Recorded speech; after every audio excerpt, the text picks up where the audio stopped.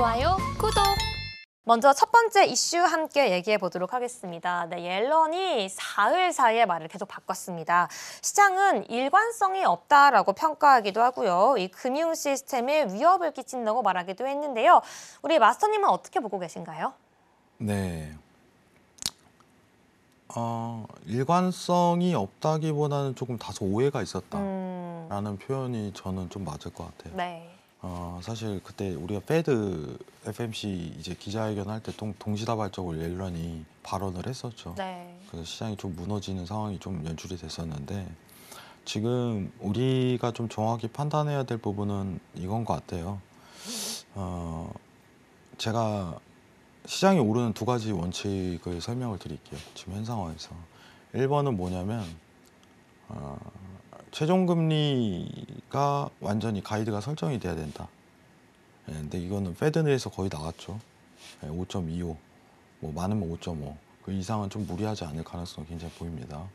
자, 두 번째는 뭐냐면 정부의 지원이 있어야 돼요. 정부의 지원. 뭐 쉽게 더 풀이하면 재무부의 지원이죠. 재무부의 지원. 이 두 가지 형태가 혼합으로 들어가야지 시장 상승을 유도할 수 있습니다. 근데 옐런이 최근에 말실수를 한번 해가지고 페드 회의와 동시에 시장이 좀 무너졌어요.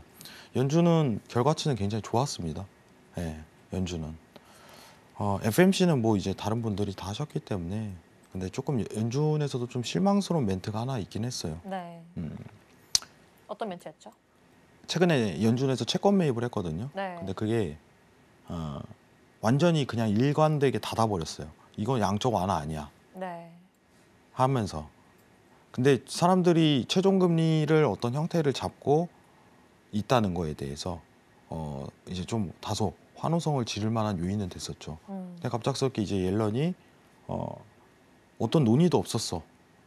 그럼 시장 사람들이 어떻게 할까요? 굉장히 무서워지는 거예요. 네. 뭐야 이거 망했는데 이거 보호도 안 해줘? 이런 상황이 발생을 해버리는 거죠. 너무 반발이 심하다 보고 이제 의심을 하는 상황이 펼쳐지다 보니까 옐런이 번복을 했습니다.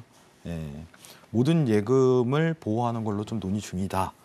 그러면서 시장이 다시 좀 환호성을 지른 상황이에요.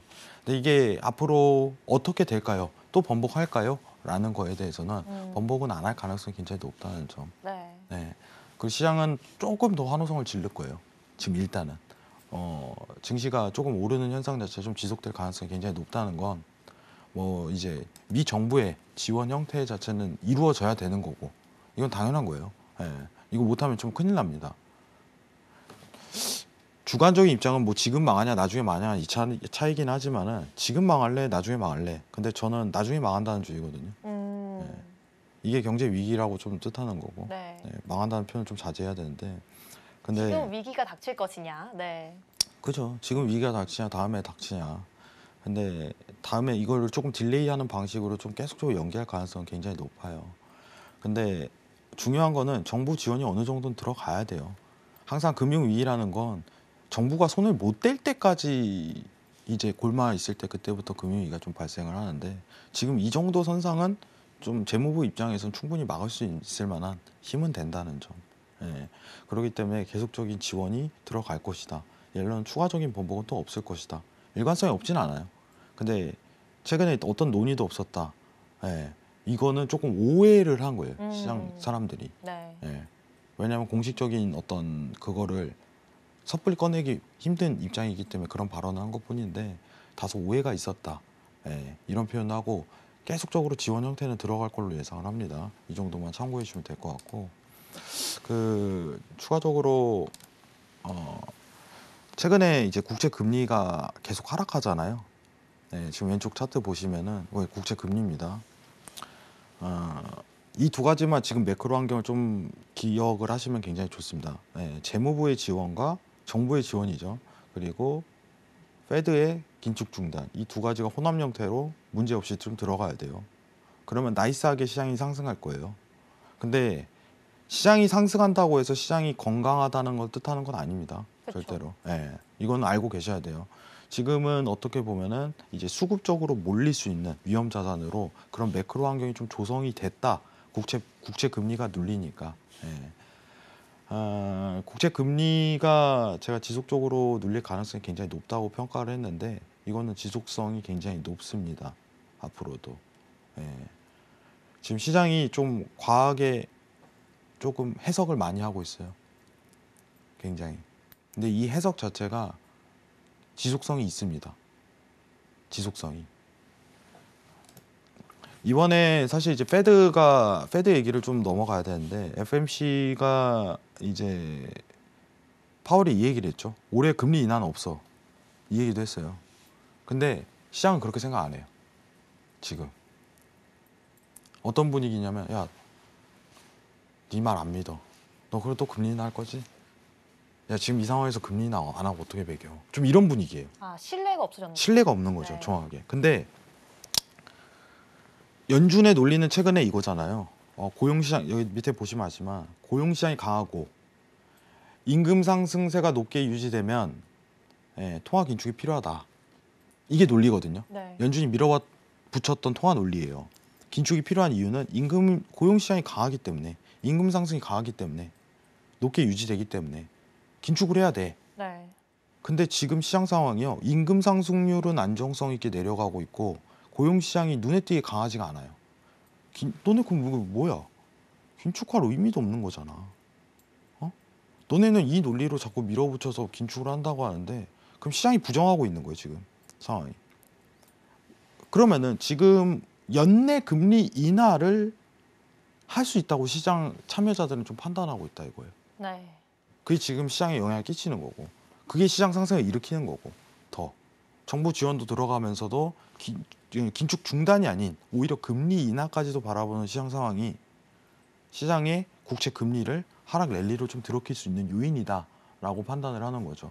그럼 이 국채 금리라는 거는 지속적인 하락을 좀 기록할 수 있죠. 상황이. 이 정도만 좀 참고하시면 좋을 것 같고 제가 좀 얘기 드리고 싶은 부분은 뭐냐면은 앞으로 신세계를 시청자분들 좀 많이 보셔야 될 거예요. 네. 왜 그러냐면 우리가 2020년도에 이제 연준이 채권을 매입한다라고 했을 때 제가 이 자리에서 시장이 연준이 채권을 매입하기 때문에 양적 완화하기 때문에 이제 계속 오를 거예요. 언제까지요? 테이퍼링 할 때까지라고 그냥 얘기했어요. 테이퍼링 할 때까지. 그 테이퍼링이 1년 반 뒤에 열렸어요. 그때까지 올라가는 거예요. 그냥. 어쩔 수 없어요. 이때까지 무조건 올라간다. 왜냐 돈 찍어내니까 이게 증시로 가니까. 근데 굉장히 길죠. 1, 2년이. 네. 자, 우리 이제 그리고 제가 이 자리에서 정확하게 1년 작년 1월 기준일 거예요. 1월하고 12월, 재작년 12월 기준. 자, 여러분들 이제 미국이 금리 인하 기조를 좀 보이고 있는데, 금리 인상 기조를 보이는데 시장이 이제 하락할 거예요. 그리고 1년 동안 하락했어요. 1년 동안. 굉장히 또 장기적이죠. 그러면 앞으로 회왕님, 앞으로는 어떻게 될까요? 라고 얘기를 했을 때 지금 우리가 2년 동안 바라봤던 시황이 일관적이고 1년이라는 시황 자체가 굉장히 일관적이었잖아요. 근데 이게요. 지금부터는 굉장히 타이트해져요. 시간적으로. 1개월 내에 또 번복될 수 있고 2개월 내에 번복될 수 있는 시장 상황이 계속 놓일 거예요. 그래서 제가 신세계에 좀 집중을 해야 된다 이거예요. 왜냐면은 매크로 환경이요. 너무 짧게 바뀌고 있습니다. 뭐가 하나 이제 파산이 되고 문제가 생겨버리니까 이 환경 자체가 너무 쪼개져서 시간상으로 들어와 버리는 거예요. 예. 저는요 그 얘기를 해요. 이제 작년 지금 맘때 기준이면 시장 내려가겠죠 당연히. 이런 얘기를 쉽게 꺼낼 수 있어요. 근데 저는 지금 여러분들한테 딱 얘기 드리고 싶은 건 1개월 뒤에 어떤 상황이 펼쳐질지는 저는 모르겠습니다. 이거예요. 이거 진짜 중요하거든요. 시청자분들. 1개월 뒤에 어떤 상황이 펼쳐질지 예측할 수가 없는 상황입니다. 우리는 시시때때로 확인을 하면서 계속 주기적으로 체크를 해야 돼요. 이번 이슈는 뭔가? 이번엔 뭐가 있었나? 뭐가 있나? 그게 지금 시장을 적응하는 속도라 이거예요. 적응하는 속도. 굉장히 빠르다는 거죠. 말도 안 될 정도로. 이 변화하는 속도가. 엊그제까지만 해도 6%였다가 지난주까지만 해도 네. 최종금리 갑작스럽게 바뀌었죠. 또 이제 최종금리 중단이라고 하는데 시장 상황은 뭐 금리 인하를 바라보고 있고 180도 바뀌어버렸잖아요 상황이. 이 주기가 너무 짧아요. 뭐 제가 이제 노란톡에 계시면은 적응하시는 속도를 빨리 알려드리고 말씀드리겠지만은 시장은 오를 겁니다 라는 표현은 저는 하고 싶어요. 당분간. 네. 근데 비중은 최소화하세요. 제가 여기 시청자분들한테 좀 얘기 드리고 싶은 건 이번에 물릴 수 있는 종목에 대한 구조가 빠져나올 수 있는 구조가 나올 거예요. 이거 못 나오면 힘들 겁니다. 이번 기회에. 시장 오르는데 새로운 어떤 투자에 대한 형태 자체로 진입을 하는 근거가 아닌 어떻게 보면 지금 여태까지 이제 종목이라든가 나스닥에 대한 이제 상승을 기다렸던 이런 분들을 탈출을 위한 기회가 한 번은 나올 거예요. 그 찬스로 만들어야 돼요. 오히려. 네. 예, 지금 같은 변수가 많은 상황에서는 오히려 좀 현금 비중이라든가 단기채, 회사채에 대한 어떤 구조를 3개월짜리, 6개월짜리 이 구조로 계속 돌리는 게 오히려 좀 현명한 방법일 수 있어요. 오히려. 지금 우리 시대가 어떤 시대죠? 고금리 시대죠. 고금리면 뭐냐? 재화에 대한 어떤 물가 상승률이 5%를 기록한다는 그 근거가 있다면은 내 돈에 대해서 방어를 하는 목적성 자체가 굉장히 높이 평가가 될 거예요. 금에 대한 수요 자체가 달러 인덱스 떨어지니까 그것도 현명한 투자처가 될 거고 현물을 좀 얘기를 하는 겁니다. 재산에 대한 어떤 물가 상승률 대비 방어적인 어떤 투자 포트를 좀 구성하는 게 굉장히 이상적인 태도에 가까울 수 있다라는 표현을 할 수 있을 것 같아요. 저는. 그래서 여러분들 좀 주시를 계속적으로 해야 됩니다. 세계 시장에 대해서.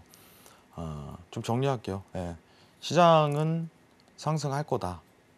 근데 굉장히 변수가 많은 상승이다. 굉장히 리스크가 굉장히 높은 상승이기 때문에 지금 새로운 어떤 이제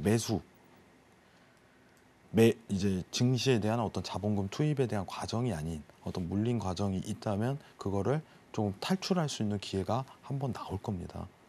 적절하게 나오셔야 돼요. 웬만하면. 아시겠죠? 이 부분만 좀 참고하시면 좋아요.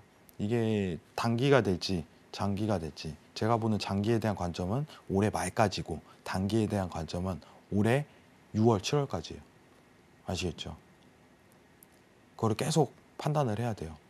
뭐 여기 매주 금요일 나와서 제가 설명을 드리겠지만 제가 웬만하면은 이제는 그만 탈출하세요 하면은 웬만 나오시는 게 저는 좋을 것 같습니다. 물리신 분들이 있다면. 왜냐면 더 큰 하락을 맞이할 준비를 할 거니까. 예. 뭐 시장이 올라가는 이유에 대해서 좀 정리했는데 한 번 더 이해하시면 좋을 것 같습니다. 이상입니다. 좋아요, 구독.